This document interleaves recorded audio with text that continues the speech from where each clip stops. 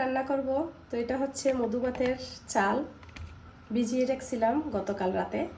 তো এটা এখন পেস্ট করে নিচ্ছি সুন্দর করে। আজকে রাতে রান্না করে রাখবো, কালকে সকালে ফ্রিজে রেখে সুন্দর করে খাবো। আমাদের চট্টগ্রামের ঐতিহ্যবাহী একটা খাবার এই মধু ভাতটা। এটা হচ্ছে মধু ভাতের চাল, ব্লেন্ডার করে নিলাম, কিন্তু এখনো দানা দানা রয়ে গেছে। ব্লেন্ডারে ভালো করে মিহি করে ব্লেন্ড হয় না। এখন সুন্দর করে আমি মিহি করে নিব।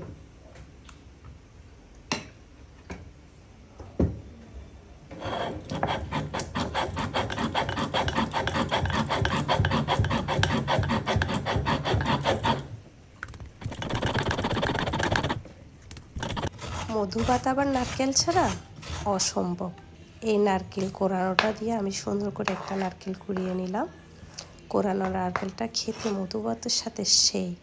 এখন আমি 1.5 কেজি চালের নর্মাল চাল যেটা খাই আমরা ভাতের জন্য, সেই চালটা ভাত রান্না করে নিব মধু ভাত রান্না করার জন্য। পাত্র অনুযায়ী ভাতের পরিমাণ বেশি হয়ে যাওয়ার কারণে আমার ভাতগুলো এভাবেই মাড় সরাতে হচ্ছে। তো আমি এভাবে মাড়টা সরিয়ে পানি ঝরিয়ে নিলাম। একটু 19-20 হলে অসুবিধা নেই, ভাত একটু নরম হলে আরও ভালো। যত সমস্যা আছে তার সমাধানও আছে। তো আমি এই সমস্যার সমাধানটা এভাবে বুদ্ধি খাটিয়ে করে নিলাম। এখন ভাতগুলো একটু পানি টানার জন্য কিছুক্ষণ রেখে দিব ছোট করে জাল দিয়ে। একটু পর খুলে দেখলাম আমার ভাতগুলো অলমোস্ট হয়ে গেছে। তো এখন আমি ভাতগুলো একটু নেড়ে ছেড়ে নিব, নিচে লাগে না, একটু চেক করতেছিলাম সেটা। এখন হচ্ছে একটার পর একটা ধাপে ধাপে সব দেওয়ার পালা। তো আমি প্রথমে এখানে ওই বেটে নেওয়া চালের গুঁড়া, যেটা মোস্ট ইম্পর্ট্যান্ট মধু ভাতের জন্য, এটা বাংলাদেশ থেকে পাঠিয়েছিল আমাকে। 2022 সালে আনা, এটা এই বছর শেষ খাওয়া। তো তার জন্য হচ্ছে আমি এখানে একটু পানি মিক্স করে নিচ্ছি। সবগুলো উপকরণ একটার পর একটা আমি ভাতের সাথে মিশিয়ে নেওয়ার জন্য একটু লিকুইড করে নিচ্ছি এটা। এখানে মাপঝোপের কোনো কাজ নেই, সব চোখের আন্দাজেই করব আমি। তো প্রথমে আমি ভাতের মধ্যে একটু লবণ দিয়ে দিলাম। এরপরে পরিমাণ মতো আমার যতটুকু পছন্দ সেই স্বাদ অনুযায়ী চিনি দিয়ে দিলাম, বেশি দিই নাই। তারপর হচ্ছে সেই কোরানো নারকেল, যেটা না দিলে হয় না, অনেক ভালো লাগে খেতে। ভালো করে মিক্স করে নিব এই শুকনো উপকরণগুলো দিয়ে। প্রথমে এমন ঘাটতে হবে আমার প্রচুর হাত ব্যথা হয়ে গেছিলো সেদিন, এত ঘাটছি। মাত্র শুরু। তো আমি ঘাটার সুবিধা তো অন্য পাত্রে কিছু ভাত নিয়ে নিয়েছিলাম, কারণ এখানে ভাত বেশি হয়ে গেছিলো পাত্র অনুযায়ী। সেই পাত্রেও আমি সেম সব উপকরণ দিয়ে দিচ্ছি, নারকেল, চিনি, লবণ সব দিয়ে দিলাম। সেখানেও এখন ঘাটতে হবে প্রচুর।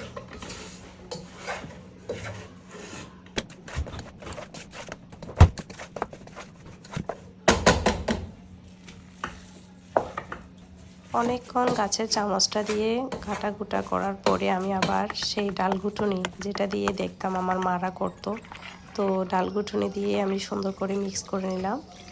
এখন দিয়ে দিলাম সেই ম্যাজিক চালের গুঁড়াটা। তো এটা দিয়ে এখন অনেক ঘাটাঘাটি করতে হবে। আমার হাতের শক্তি একদম শেষ বললেই চলে, কিন্তু থেমে থাকা যাবে না। আমি একটু পর রেস্ট নিয়ে কাটাকুটাগুলো করতেছিলাম, অনেক টাইম লাগছে। যদিও একটা মানুষ লাগতো এটা করার জন্য, কিন্তু ওই মুহূর্তে বাসায় কেউ ছিল না। যাই হোক, কষ্ট হলেও করতে হবে, ভালো কিছু খেতে হলে কষ্ট তো করতেই হবে। তো আমি সবগুলো এক পাত্রে নিয়ে নিলাম, কারণ 2বার করে ঘাটাঘাটি করার চেয়ে বেস্ট মনে হলো এটা।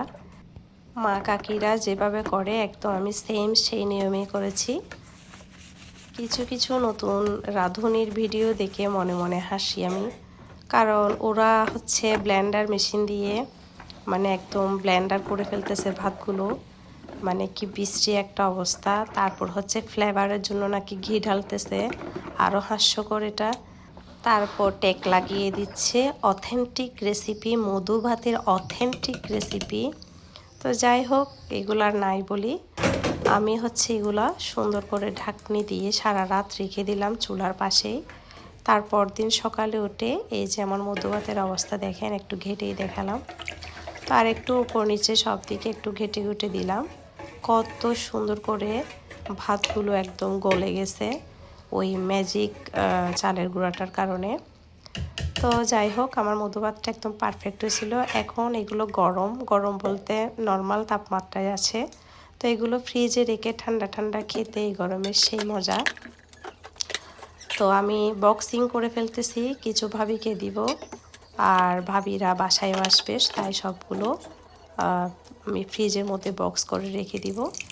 ঠান্ডা ঠান্ডা খেতে অনেক স্বাদ লাগে আমার কাছে। এই হচ্ছে আমার মধু ভাত রান্নার ভিডিও আপনাদের সাথে শেয়ার করা। তো কার কেমন লাগছে, কে কীভাবে রান্না করেন জানাইয়েন। ভাবিদেরকে বাসায় আসতে বলছিলাম, চট্টগ্রামের মানুষ আছে পাশে, তাদেরকে ফেলে কেমনে খাই। সাথে হচ্ছে আমার মিষ্টি দই ছিল, তার সাথে মারামারি পিঠা ছিল। তো সব মিলিয়ে হচ্ছে আমরা সবাই একসাথে বসে খেলাম সেদিন। সবাই ভালো থাকবেন, নেক্সট ভিডিও নিয়ে আবার দেখা হবে।